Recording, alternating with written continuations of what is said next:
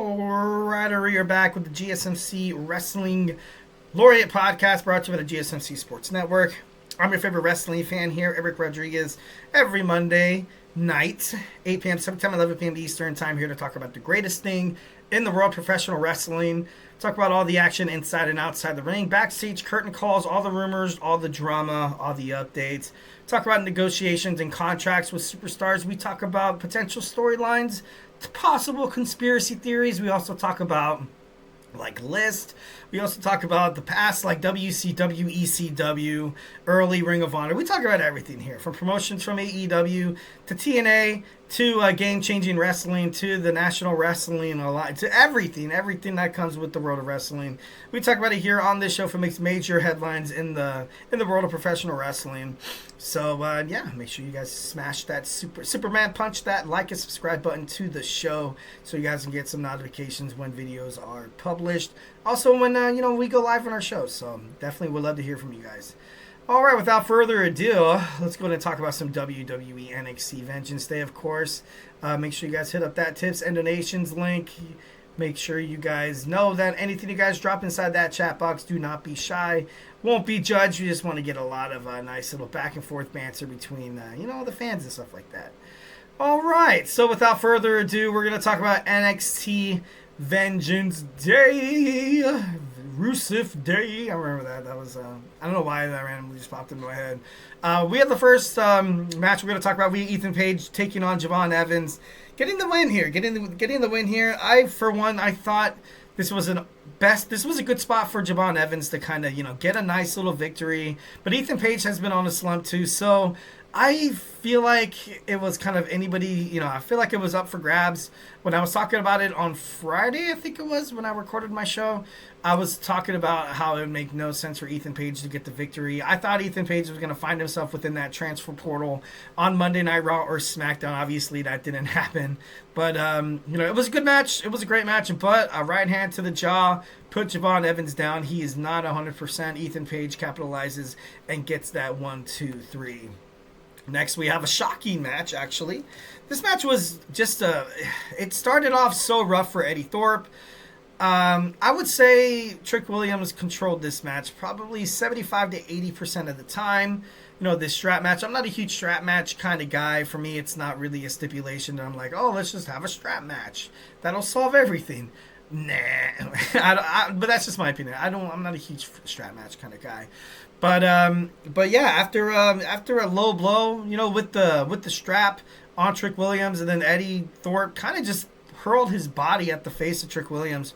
Trick Williams went down, and then he got the 1, 2, 3. All the fans in the arena were like, dude, like, what the hell just happened? What the heck is going on?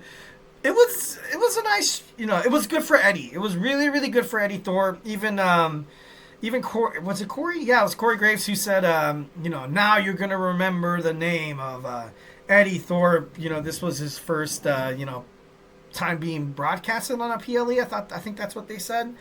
So, this was one of the wrestlers where I think overall, if he's not going to get a storyline anytime soon, WWE will let him go. But he got the win against Trick Williams, and that's, Trick Williams putting Eddie Thorpe over. I thought that was pretty cool. I definitely admire that. Trick Williams as well. Where does his character kind of go from here? Maybe he continues, beef with Eddie Thorpe. That, maybe that might come handy. But this, like I said, this was kind of an overall shocking result, but it was a good match. This match was my favorite match. This match kicked absolute ass. Fraxium successfully retains their NXT World Tag Team Championships against Josh Briggs, and I always forget his name, Yoshiki Inamura. But overall, the match was good. The match was pretty great. I loved it. I loved it, man. Josh Briggs showing that, he kicks ass. So does Inamura. They both, all four of these men really, honestly, laid it all out in the ring. Before the match, they probably had a backstage meeting. They were like, you know what, guys, let's just, go ape crap on each other. And that's exactly what it seemed like it happened. You had a bunch of near falls, high flying, big chops, big slams. You had missile drop kicks. You had, innovative tag team maneuvers. It was great. It was one of the best matches, I've seen on NXT. And no surprise that Nathan Fraser and Axiom were part of it.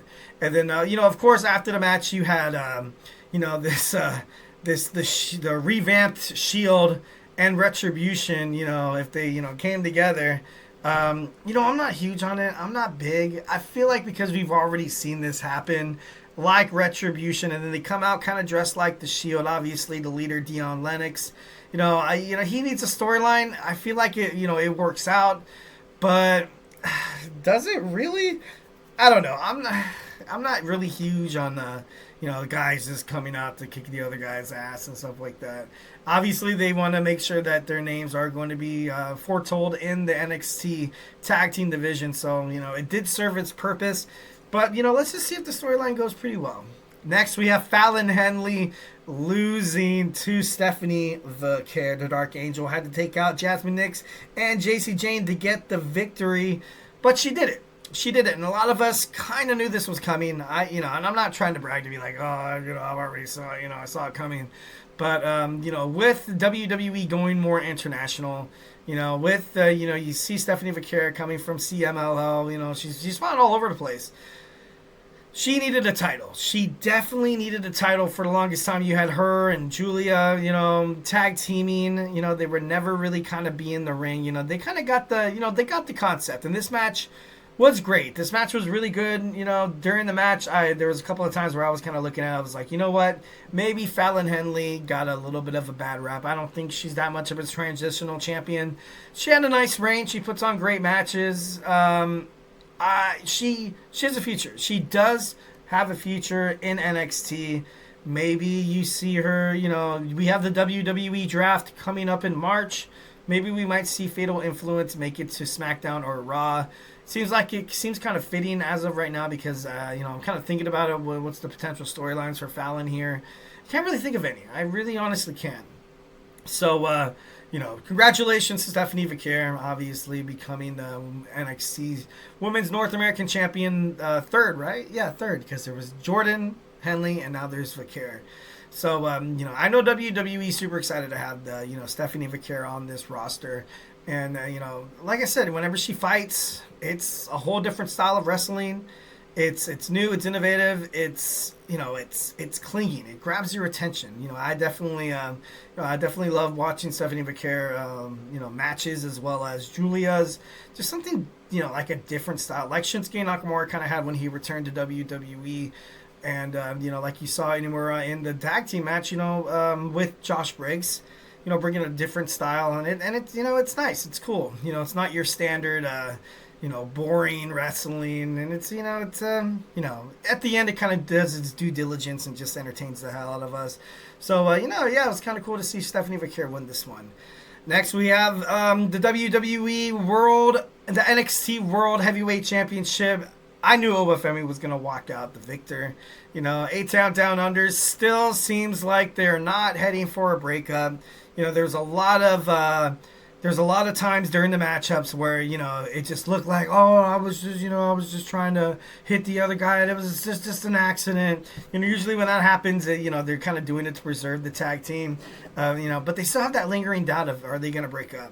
Which I definitely thought they should have. You had Grayson Waller, pull the referee out of the ring where Austin Theory hit that A-Town down on Oba Femi, and he was going to win it. It was so damn close. He was so damn close. But at the end of it, Oba Femi, the ruler of NXT, is still NXT champion of the world. After the match, you saw once again Dion Lennox's crew come out, kind of rough up Oba Femi. We haven't really seen Oba being manhandled like that, so it was kind of a shocking factor to NXT, to the fans and all that. But like I said, I just hope they do it right. I don't want this to be like a reboot of Retribution. I really honestly don't. But Oba Femi as well, like, he took some hits. He took some bumps in this match, but he came out. He, showed why definitely why Shawn Michaels was like, let's put the belt on Oba. he's a fantastic wrestler. He's good on the mic. He represents, and he's internationally known. He's internationally sound, and he's great, and he's good at what he does. I knew that Grayson Waller or Austin Theory weren't going to win, but it was a good match. It was a decent match. I give it, out of 5 stars, I'll give it a 3.5, pending a 4. If A-Town Down Under would have broke up during this match and they just start beating the holy hell out of each other, throwing face shots, I would have given this like a 5.5, man. I don't know. Maybe I'm a little cynical about this tag team that is Grayson Waller and Austin Theory. It's because I feel like Austin Theory could be, I feel like he could be single star once again. Grayson Waller, I feel like, belongs on NXT. He's, kind of has that face. And something I did notice about Grayson Waller as well, he looked like he was working out. It looks like he cut some weight. I feel like a couple months ago when he was wrestling, he kind of looked like he was a little, it seemed like he was a little soft. But no, he toned it up. He looks good. He looks jacked. So, that's pretty badass. Main event time, we have for the WWE Women's NXT Championship, Gulia defends against Cora Jade, Roxanne Perez, and Bayley. In a fatal 4-way match, I feel like wrestling does a pretty good job of the champion doesn't have to get pinned, so this would be a nice way to kind of change the scenery here. But I feel like Julia's going to hold on to that title for quite some time. I feel like I don't think Bayley's going to dethrone her. Roxanne Perez is on her way up to the main roster. Cora Jade as well, doing her thing on TNA. She put on a good match too. She put on a great match.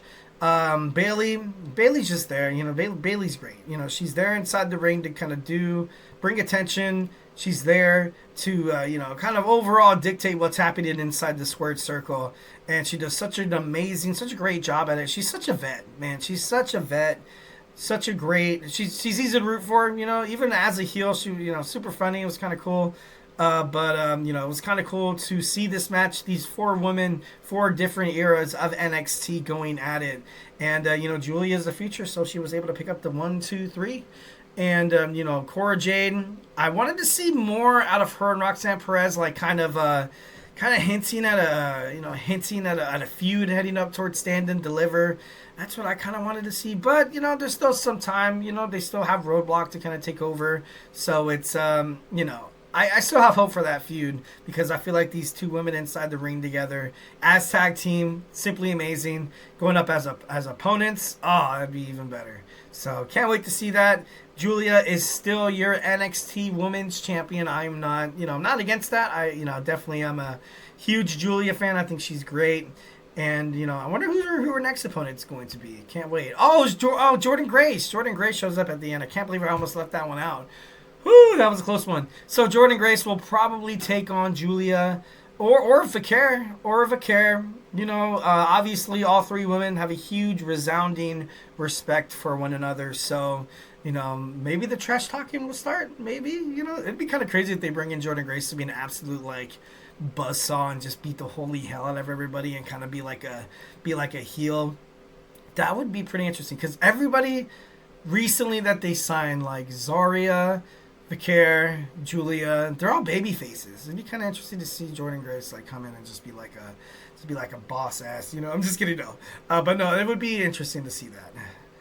All right, we talked about NXT Vengeance Day, and now let's go and dig on into some AEW Grand Slam. We're going to talk about results when we come back. So grab your favorite snack, grab your favorite ice cold beverage. Join me here in about 25 seconds. So hey, do not go anywhere.